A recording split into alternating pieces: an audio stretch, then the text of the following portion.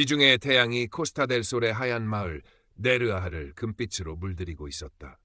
하얀 벽과 붉은 기와지붕이 올리브 나무 사이로 점점이 박힌 언덕 아래 쪽빛 바다가 눈부시게 펼쳐졌다. 72살의 이사벨라는 자신의 작은 정원에서 부겐빌레아 가지를 다듬고 있었다. 진홍빛, 주황빛 꽃잎들이 그녀의 희끗희끗한 머리카락과 대조를 이루며 바람에 나부꼈다. 5년 전 50년을 함께한 남편 훌리오를 떠나보낸 후 이 정원은 그녀의 유일한 위안이자 고독의 증인이었다. 아이들은 모두 마드리드로 바르셀로나로 떠나 각자의 삶을 꾸렸고 가끔 그래픽 디자이너로 일하는 손녀 소피아가 찾아오는 것이 전부였다. 정원은 여전히 아름다웠다. 히비스커스와 제스민 향기가 공기 중에 감돌았고 오래된 레몬 나무에는 노란 열매가 탐스럽게 열렸다. 하지만 해가 지고 별들이 하늘을 수놓기 시작하면 아름다운 풍경도 이사벨라의 마음속 깊은 구멍을 메워주지 못했다. 밤의 정적은 남편의 부재를 더욱 선명하게 했고 외로움은 파도처럼 밀려와 그녀를 잠 못 들게 했다. 얼마 전 소피아가 최신형 태블릿 PC를 선물했다. 할머니, 이걸로 세상과 연결될 수 있어요. 친구분들과 영상통화도 하고 재미있는 것도 많이 찾아보세요. 처음에는 복잡하고 낯설게만 느껴졌던 기계였지만 이사벨라는 손녀의 성의를 생각해서라도 조금씩 사용법을 익혀나갔다. 그러던 어느 날 오후 시에스타의 나른함 속에서 그녀는 우연히 솔아미고스라는 온라인 커뮤니티를 발견했다. 태양의 친구들이라는 이름처럼 주로 은퇴한 노년층이 교류하는 공간이었다. 망설임 끝에 가입 버튼을 눌렀다. 며칠 후 마테오라는 이름의 남성에게서 메시지가 도착했다. 자신을 스페인 북부 아스투리아스 지방에 사는 은퇴한 대학 교수이자 몇 해 전 아내와 사별한 시인이라고 소개했다. 그의 프로필 사진 속 남자는 50대 후반에서 60대 초반으로 보이는 지적인 은발에 다정한 눈빛을 가진 사람이었다. 이사벨라님, 당신의 정원 사진이 참 아름답군요. 마치 당신의 영혼처럼 순수하고 따뜻해 보입니다. 저 역시 몇 년 전 사랑하는 아내를 떠나보내고 별빛 아래 홀로 시를 쓰며 외로움을 달래고 있습니다. 마테오의 메시지는 이사벨라의 메마른 마음에 단비처럼 스며들었다. 그의 글에는 그녀가 평생 사랑했던 문학과 예술에 대한 깊은 이해가 담겨 있었고 무엇보다 그녀의 외로움을 정확히 꿰뚫어보는 듯한 따뜻한 공감이 느껴졌다. 이사벨라는 조심스럽게 답장을 보냈고 그 후로 두 사람은 매일같이 메시지를 주고받기 시작했다. 마테오는 이사벨라가 좋아하는 로르카의 시를 보내주었고 알베니스의 기타 선율을 링크해 주었다. 그는 마치 오래전부터 그녀를 알고 있었던 사람처럼 그녀의 감성을 정확히 어루만졌다.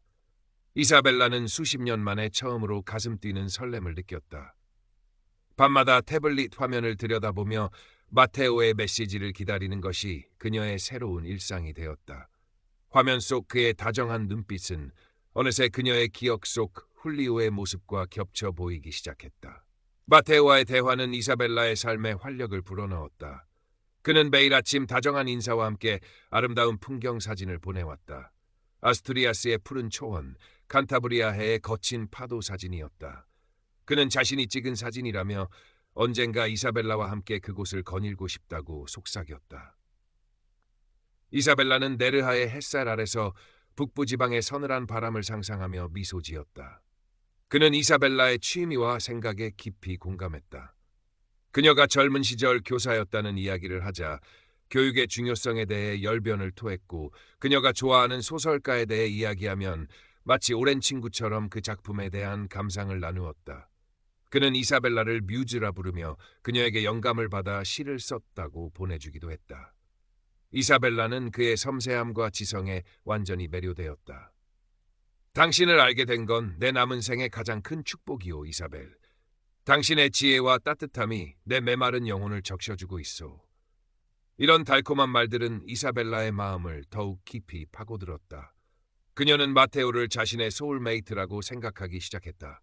소피아가 영상통화를 해보라고 몇 번이나 권했지만 마테오는 번번이 핑계를 댔다. 오래된 노트북이라 카메라가 고장났소. 이곳 시골은 인터넷 연결이 불안정해서 당신의 아름다운 모습을 선명하게 보고 싶은데 그러지 못할까봐 두렵소. 이사벨라는 그의 말에 수긍하며 오히려 그를 안타깝게 여겼다. 그러던 어느 날 마테오에게서 다급한 메시지가 왔다. 이사벨, 큰일 났소. 어젯밤 계단에서 굴러 다리를 심하게 다쳤소. 병원에 왔는데 당장 수술하지 않으면 평생 절뚝거릴 수도 있다고 하오. 그런데 부끄럽지만 수중에 당장 수술비가 부족하오. 혹시 조금이라도 도움을 줄 수 있겠소? 은혜는 평생 잊지 않겠소. 이사벨라는 가슴이 철렁 내려앉았다. 마테오가 다쳤다는 사실에 걱정이 앞섰다. 하지만 동시에 돈을 요구하는 그의 모습에 아주 잠깐 미미한 의심이 스쳤다. 그러나 곧 그 의심을 떨쳐버렸다. 그토록 고결하고 지적인 사람이 거짓말을 할 리 없었다. 그녀는 걱정스러운 마음에 서둘러 은행으로 향했다. 자신의 얼마 안 되는 연금에서 500유로를 찾아 마테오가 알려준 계좌로 송금했다. 고맙소, 이사벨. 당신은 나의 구원자요. 어서 회복해서 당신 곁으로 가겠소. 마테오의 감사 메시지에 이사벨라는 안도감과 함께 뿌듯함을 느꼈다. 그 후로 마테오의 금전 요구는 점차 잦아졌다. 갑자기 난방기가 고장났다며 수리비를, 밀린 집세를 내야 한다며 월세를, 멀리 사는 아픈 딸의 간병비가 필요하다며 생활비를 요구했다. 요구하는 금액도 점점 커졌다. 이사벨라는 매번 망설였지만 그의 간절한 호소와 달콤한 약속, 이 문제만 해결되면 당장 당신에게 달려가겠소에 넘어가 자신의 저축을 조금씩 깨어 보내주었다. 통장 잔고는 빠르게 줄어갔지만 마테오와의 미래를 꿈꾸며 애써 불안감을 외면했다. 그녀의 정원은 조금씩 관리가 소홀해지기 시작했다. 예전처럼 꽃에 물을 주고 잡초를 뽑는 대신 태블릿 화면 속 마테오의 메시지를 기다리는 시간이 길어졌다. 주말에 할머니 댁을 찾은 소피아는 이사벨라의 변화를 감지했다. 예전보다 눈에 띄게 수척해진 얼굴, 어딘가 불안해 보이는 눈빛, 그리고 전과 달리 돈 이야기에 예민하게 반응하는 모습까지. 할머니, 무슨 일 있으세요? 안색이 안 좋으세요? 아니다, 괜찮다. 그냥 잠을 좀 설쳐서 그런가 보다. 이사벨라는 애써 웃으며 얼버무렸다. 소피아는 식탁 위에 놓인 은행 명세서를 우연히 보게 되었다. 평소 할머니의 씀씀이와는 다른 낯선 이름으로 여러 차례 송금된 기록이 있었다. 할머니, 이 마테오라는 사람은 누구예요? 왜 이렇게 자주 돈을 보내셨어요? 이사벨라는 당황하며 명세서를 황급히 감추었다. 그냥 오랜 친구인데 사정이 좀 딱해서 도와준 것뿐이다. 신경 쓰지 마라. 이사벨라의 어색한 변명과 회피하는 태도는 소피아의 의심을 더욱 키웠다. 그날 밤 소피아는 할머니가 잠든 사이 몰래 태블릿을 열어 소라미고스 커뮤니티와 메시지 앱을 확인했다. 마테오와의 대화 내용을 읽어 내려가던 소피아의 얼굴은 점점 굳어갔다. 달콤한 사랑의 속삭임 뒤에 숨겨진 노골적인 금전 요구들. 소피아는 직감했다. 이것은 로맨스가 아니라 사기일 가능성이 높다는 것을. 소피아는 즉시 행동에 나섰다. 먼저 마테오가 보낸 사진들을 구글 이미지 검색으로 돌려보았다. 예상대로였다. 그의 프로필 사진은 스페인의 한 중견 배우의 오래된 사진이었고 그가 직접 찍었다며 보내온 아스투리아스의 풍경 사진들은 유명 여행 블로그나 스톡 이미지 사이트에서 가져온 것들이었다. 소피아는 등골이 서늘해지는 것을 느꼈다. 다음 주말 소피아는 자신이 찾은 증거들을 조심스럽게 이사벨라에게 보여주었다. 할머니, 이 사람 좀 이상해요. 할머니께 보낸 사진들 다 인터넷에서 찾은 가짜 사진들이에요. 이 배우 사진 보세요. 마테오라는 사람 아니잖아요. 하지만 이사벨라의 반응은 소피아의 예상을 벗어났다. 그녀는 태블릿 화면을 밀쳐내며 버럭 소리를 질렀다. 내가 뭘 안다고 함부로 말하느냐. 그 사람은 그런 사람 아니야. 사진이야. 뭐 오해가 있었겠지. 그는 진실한 사람이야. 나를 진심으로 이해해주고 사랑해주는 유일한 사람이라고. 이사벨라는 눈물을 글썽이며 소피아를 노려보았다. 깊은 외로움 속에서 찾은 단 하나의 희망을 빼앗기지 않으려는 듯 그녀는 완강하게 현실을 부정했다. 마테오에 대한 맹목적인 믿음은 이 그녀의 판단력을 흐리게 만든 후였다. 할머니, 제발 정신 차리세요. 그 사람은 할머니 감정을 이용하는 사기꾼일 뿐이에요. 나가! 당장 내 집에서 나가! 소피아는 할머니의 완강한 태도에 깊은 상처를 받았지만 동시에 더 큰 위기감을 느꼈다. 이대로 두면 할머니가 모든 것을 잃게 될지도 모른다는 불안감. 그녀는 눈물을 삼키며 집을 나섰다. 그리고 결심했다. 할머니를 설득하기 위해서는 더 확실하고 빼도 박도 못할 증거를 찾아야 한다고. 소피아는 IT 회사에 다니는 친구에게 연락해 도움을 요청했다. 마테오가 사용하는 이메일 주소와 소라미고스 프로필 정보를 넘기며 그의 실제 위치를 추적해달라고 부탁했다. 며칠 후 마테오에게서 그 어느 때보다 감격적인 메시지가 도착했다. 이사벨, 나의 사랑, 드디어 모든 준비가 끝났소. 이제 당신이 있는 네르하로 갈 수 있게 되었소. 당신과 함께 남은 여생을 보내고 싶소.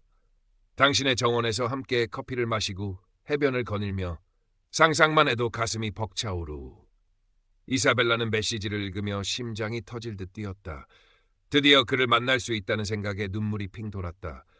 하지만 이어지는 메시지는 그녀를 다시 현실로 끌어내렸다.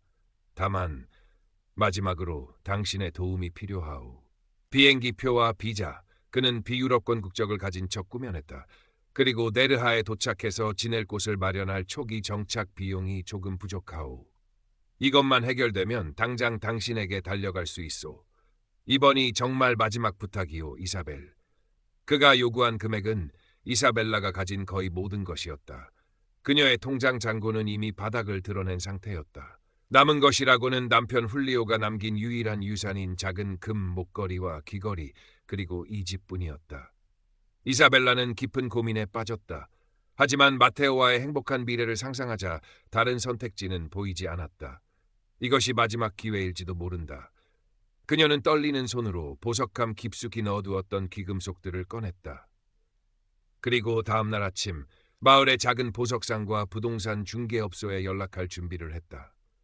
바로 그때 소피아가 다급하게 집으로 뛰어들어왔다. 그녀의 얼굴은 하얗게 질려 있었고 손에는 여러 장의 서류와 태블릿이 들려 있었다.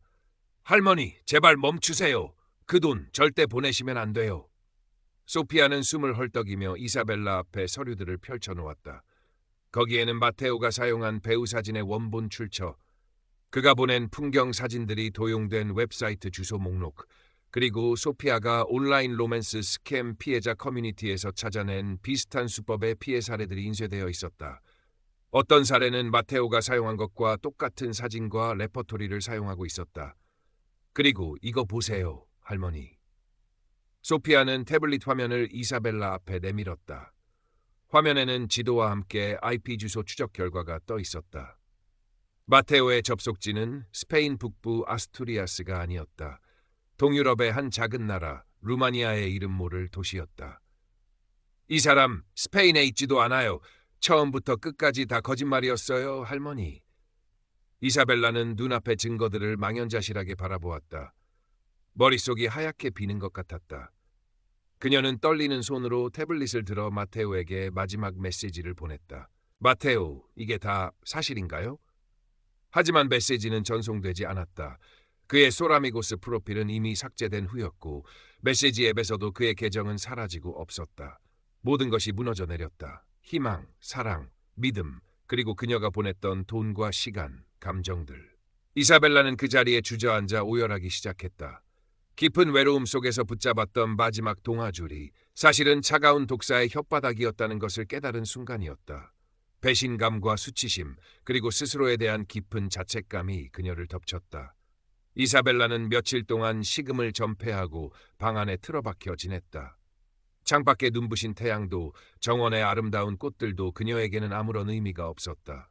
깊은 슬픔과 배신감, 그리고 스스로를 향한 혐오감에 괴로워했다. 자신이 얼마나 어리석었는지, 왜 그토록 명백한 신호들을 외면했는지 자책했다. 소피아는 그런 할머니 곁을 묵묵히 지켰다. 비난하거나 다그치지 않았다. 그저 조용히 옆에 앉아 이사벨라의 이야기를 들어주고 따뜻한 수프를 끓여주며 말없이 등을 토닥여 주었다. 할머니 잘못이 아니에요. 그 사람이 나쁜 거예요. 할머니의 외로운 마음을 이용한 파렴치한 사기꾼일 뿐이에요. 소피아의 진심 어린 위로와 격려 속에서 이사벨라는 조금씩 기력을 차리기 시작했다. 그녀는 손녀와 함께 지역 경찰서에 찾아가 사건을 신고했다. 경찰관은 안타까운 표정으로 설명했다. 국제적인 로맨스 스캠은 범인을 특정하기도 피해 금액을 회수하기도 매우 어렵다는 현실적인 답변이었다. 이사벨라는 범인을 잡을 수 없다는 사실보다 자신과 같은 피해자가 또 있을지도 모른다는 생각에 더욱 마음이 아팠다. 경제적으로 큰 타격을 입었지만 이사벨라는 이 사건을 통해 소피아와의 관계가 이전보다 훨씬 더 깊어졌음을 느꼈다. 소녀의 존재는 그녀가 절망 속에서도 다시 일어설 수 있는 힘이 되어 주었다. 몇 달의 시간이 흘렀다. 네르하에는 다시 여름이 찾아왔고 해변은 관광객들로 활기를 띠었다. 이사벨라의 마음의 상처가 완전히 아문 것은 아니었지만 그녀는 더 이상 어둠 속에 갇혀 있지 않았다. 어느 날 아침 이사벨라는 오랜만에 정원 가꾸는 도구를 들고 밖으로 나섰다. 잡초가 무성해진 화단을 정리하고 시든 꽃잎을 따내며 흙냄새를 맡았다. 그녀의 손길이 닿자 정원